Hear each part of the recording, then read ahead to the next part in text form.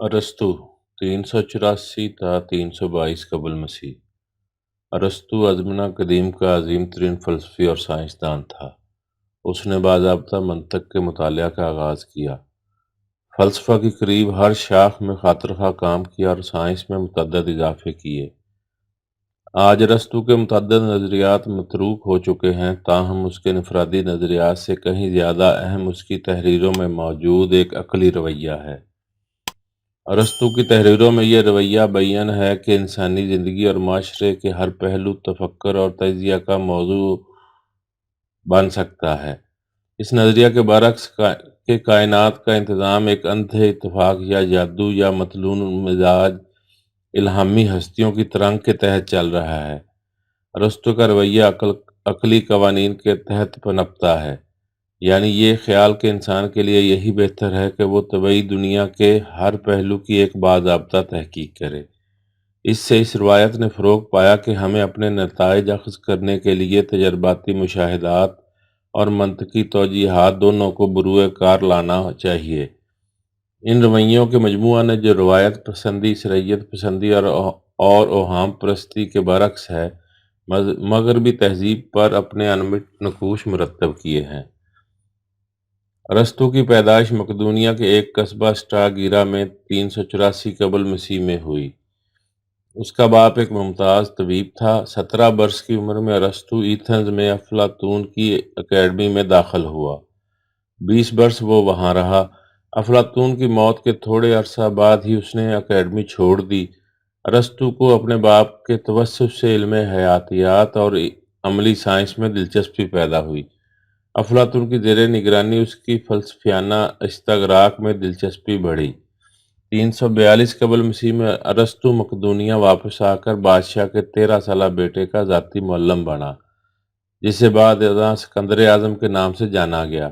ارسطو نے متعدد برس سکندر کی تعلیم و تربیت کی۔ 335 قبل مسیح میں سکندر کی تاج پوشی کے بعد ارسطو واپس ایتھنز آیا، جہاں اس نے اپنا مدرسہ لائسم کے نام سے قائم کیا۔ اگلے 12 برس اس نے ایتھنز میں بتائے۔ ارسطو کا یہ دور سکندر کی عسکری فتوحات کے سلسلہ سے میل نہیں کھاتا۔ سکندر نے اپنے سابقہ معلم سے اس ضمن میں کوئی مشورہ نہیں لیا، لیکن وہ اس کی علمی تحقیقات کے لیے فراخ دلی سے مالی امداد فراہم کرتا رہا۔ غالباً یہ تاریخ میں پہلی مثال تھی کہ ایک سائنسدان کو اپنی تحقیقات کے لیے اس قدر بڑی مقدار میں حکومتی امداد میسر آئی، جبکہ اگلی کئی صدیوں میں بھی اس کی کوئی مثال موجود نہیں تھی۔ تاہم سکندر سے اس کے روابط میں کچھ قباحت بھی تھی۔ سکندر کے آمرانہ انداز حکومت کے باعث ارسطو کی مخالفت بھی ہوئی، اور جب فاتح نے ارسطو کے بھانجے کو غداری کے الزام میں گردن زد کیا تو دراصل یہ ارسطو کے خلاف ہی ایک رد عمل تھا۔ 323 قبل مسیح میں سکندر کی موت کے بعد مقدونیہ دشمن عناصر نے ایتھنز میں اقتدار حاصل کیا۔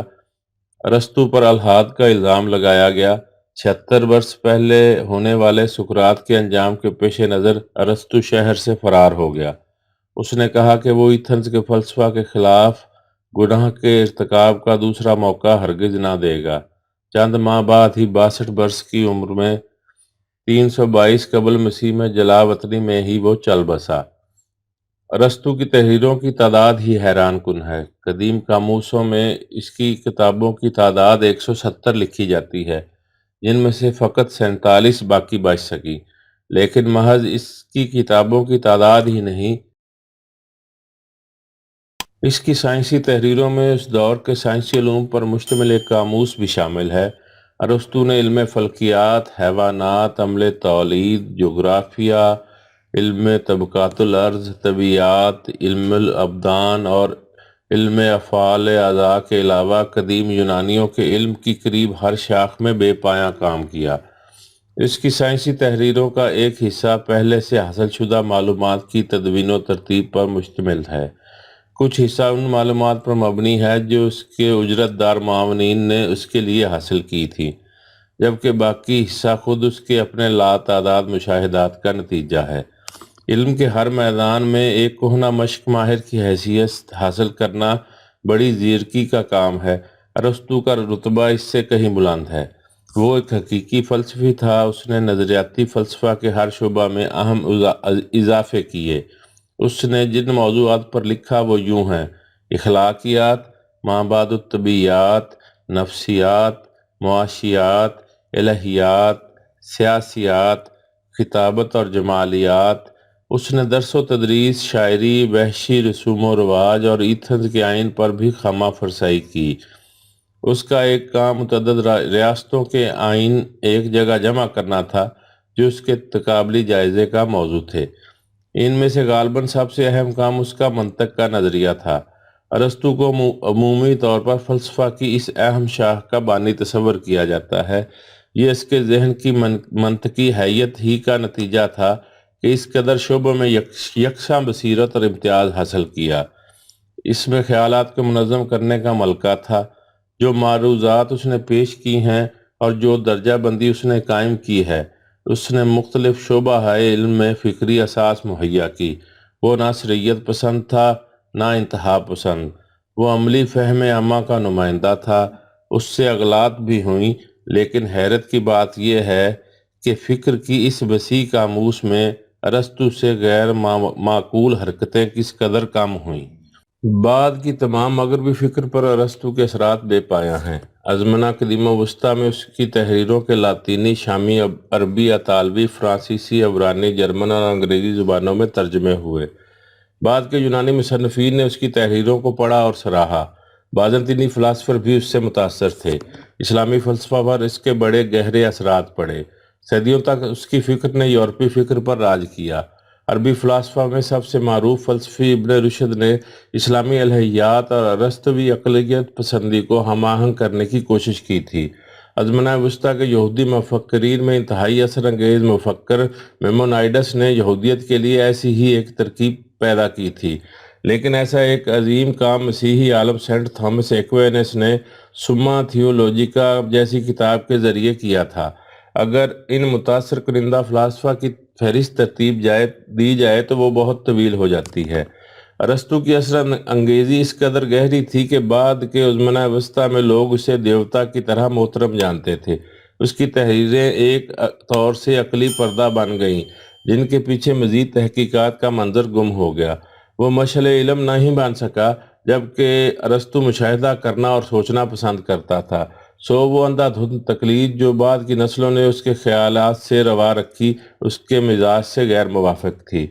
ارسطو کے چند نظریات آج کے معیارات کے حوالے سے انتہائی قدامت پرستانہ معلوم ہوتے ہیں۔ جیسے اس نے غلامی کے حق میں یہ دلیل دی کہ یہ فطرتی قوانین کے عین مطابق ہے۔ اس کا خیال تھا کہ عورت فطری طور پر کم تر مخلوق ہے۔ اس کے یہ دونوں خیالات اس کے دور کے رائج نقطہ نظر کی ہی ترجمانی کرتے ہیں۔ تاہم ارسطو کے چند تصورات حیرت انگیز انداز میں جدید معلوم ہوتے ہیں۔ مثلاً غربت انقلاب اور جرم کی ماں ہے، اور جن لوگوں نے انسان کو منظم کرنے کے متعلق سوچ بچار کیا ہے وہ متفق الرائے ہیں کہ سلطنتوں کی تقدیر کا انحصار نوجوانوں کی خواندگی پر ہے۔ بلا شبہ ارسطو کے دور میں عوامی تعلیم و تربیت کا تصور موجود نہ تھا۔ گزشتہ چند صدیوں کے دوران ارسطو کے اثرات اور حیثیت میں تخفیف واقع ہوئی ہے، تاہم میں محسوس کرتا ہوں کہ اس کے اثرات اس قدر گہرے تھے اور اتنی مدت قائم رہے کہ مجھے تعصب ہوتا ہے کہ میں اس فہرست میں اس کا درجہ زیادہ بلند کیوں نہ کر سکا۔ موجودہ ترتیب میں اس کا درجہ اس سے بیشتر 12 لوگوں کے لیے غیر معمولی اہمیت کے سبب متعین ہوا۔